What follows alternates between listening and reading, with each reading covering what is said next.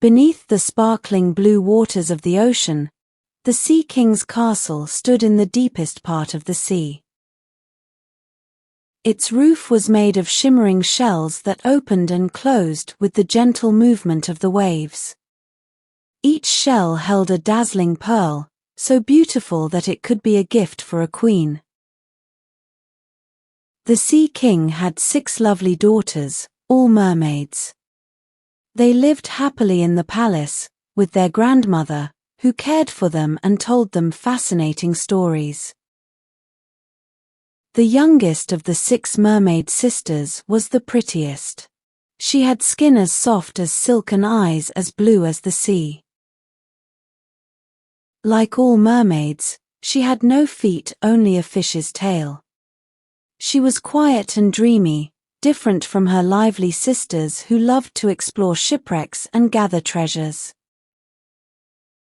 The youngest princess, however, was content with her red flowers and a beautiful statue of a handsome boy, which had sunk to the ocean floor. She spent hours caring for her flowers and staring at the statue, asking her grandmother to tell her stories about the world above the sea. Her grandmother promised her that when she turned 15, she could swim up to the surface and see the world above.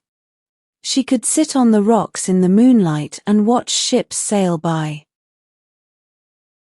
"But you must wait, dear," her grandmother would say. "Your elder sisters will go first." The time finally came when the eldest sister turned 15. She swam to the surface and saw many wonderful things. She came back to tell her sisters about her adventures. "The most beautiful thing I saw," she said, "was the big town on the shore, with music and voices in the air.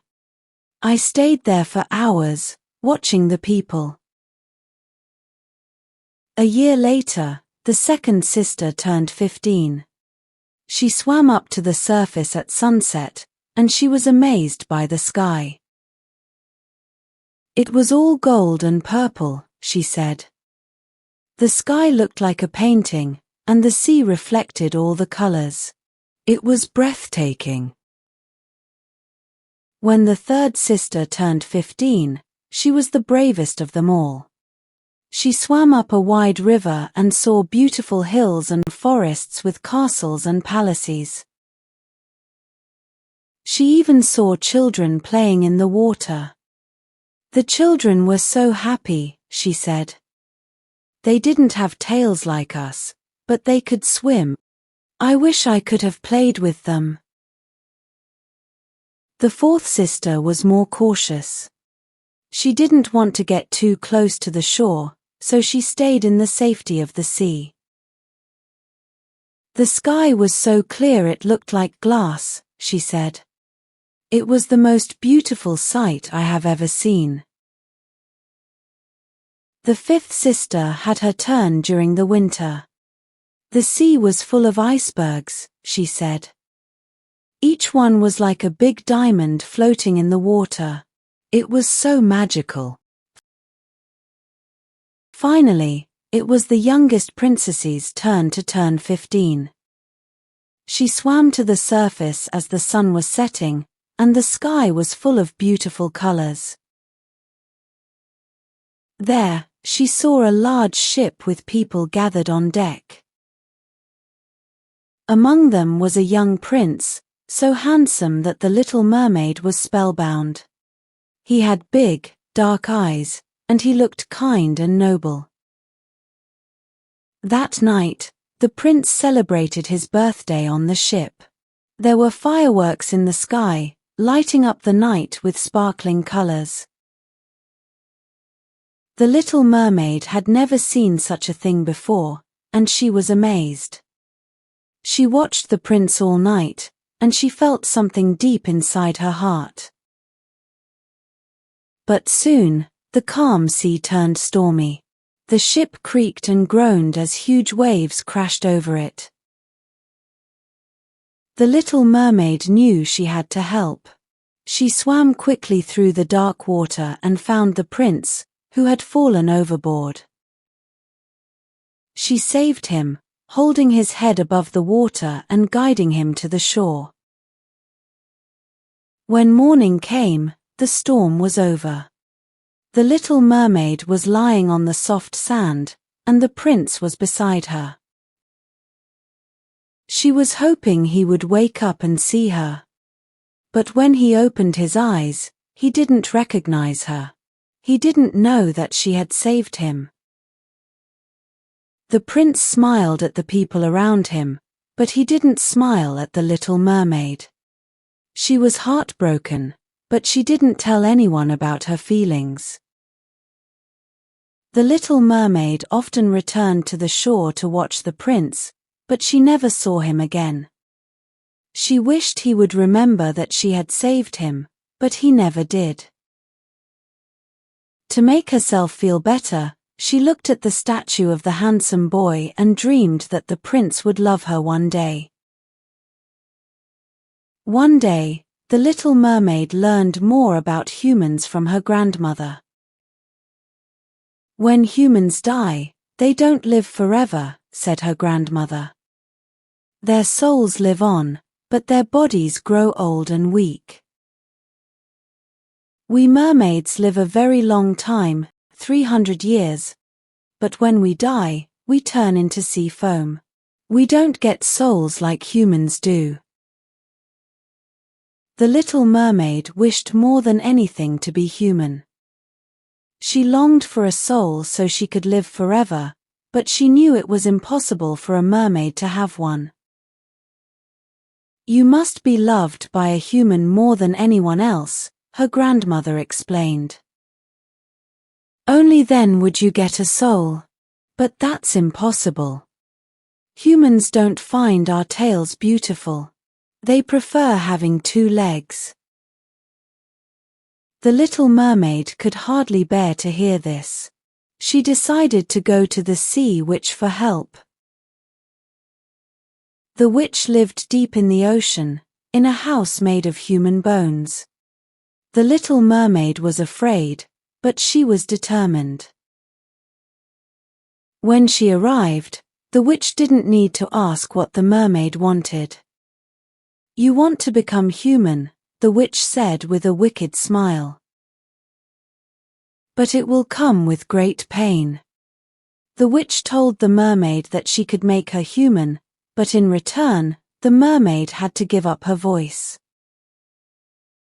You'll have legs instead of a tail, but every step you take will feel like knives piercing your feet, the witch warned. If you win the love of the prince and marry him, you will have an immortal soul.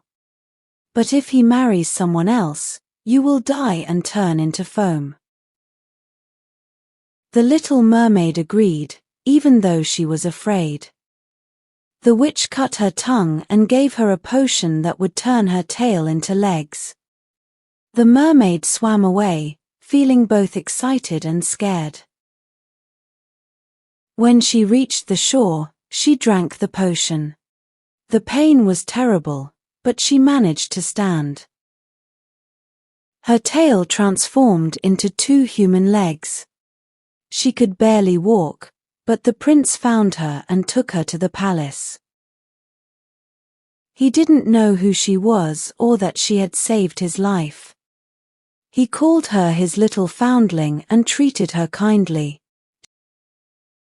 She danced for him at a ball, and everyone was amazed by her grace.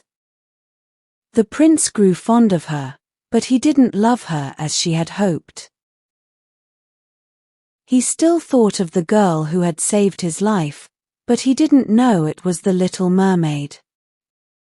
He announced that he would marry a princess, and the Little Mermaid's heart sank. On the day of the wedding, the Little Mermaid stood by the prince, holding up the bride's veil. She thought of the sea, and of her sisters. Suddenly, they appeared, rising from the water. They had cut off their beautiful hair and traded it for a knife that the witch had given them. You can still save yourself, they told the Little Mermaid. Take this knife and kill the prince. If you do, your tail will return, and you will become a mermaid again. The Little Mermaid held the knife, but as she looked at the prince, she realized she couldn't hurt him. She threw the knife into the sea and dove in after it. She felt as if she were dying, but instead, she found herself surrounded by gentle, glowing beings. You are one of the daughters of the air, they told her. You have suffered greatly, but because of your kindness and sacrifice, you will live with us for 300 years. After that, you will gain your soul.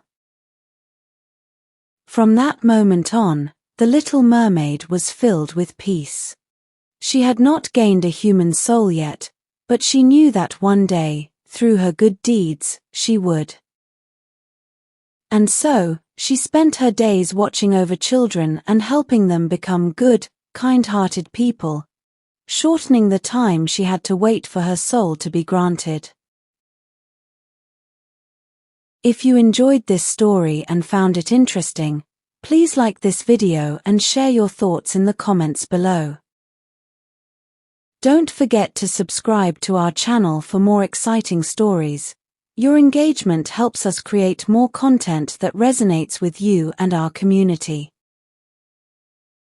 Thank you for joining us. Until next time, keep reading, keep growing, and never stop exploring.